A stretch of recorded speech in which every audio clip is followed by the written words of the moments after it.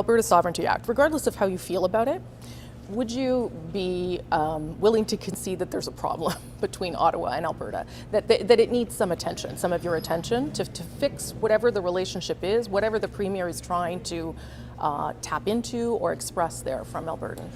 I have, over the course of my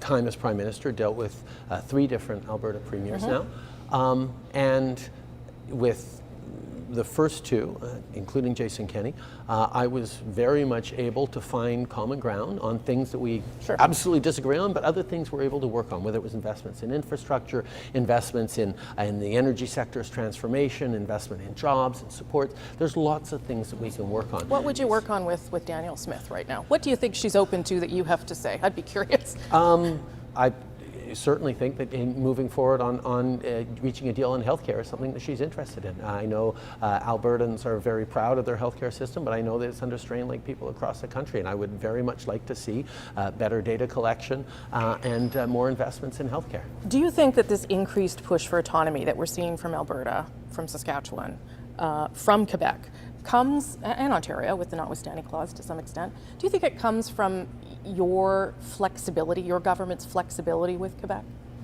That there is now like the provinces see that and want to push a little bit to see how far they can go? I don't find that I've been particularly flexible with Quebec, except on childcare, where they already have $8.50 a day on average childcare, and I made deals with the rest of the country to get down to at least $10 a day in the coming years, and gave Quebec money because they had already done that. Right. But there's not a lot of flexibility I give to Quebec that I don't give to anyone else. I guess I'm talking about the ways in which Quebec has used the notwithstanding clause. You were... That I have consistently stood against, that I have consistently come out and but you haven't done anything.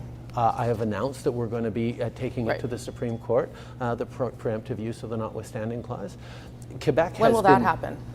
When it gets through this cycle of appeals at the provincial level. But Quebec has also used through the 80s automatically the notwithstanding clause. So they have a slightly different history around it, but this renewed use of, think about what the notwithstanding clause is. It's a suspension of people's fundamental rights and freedoms, an overriding of the Constitution, so that a government can pass a law that they know is against people's fundamental rights.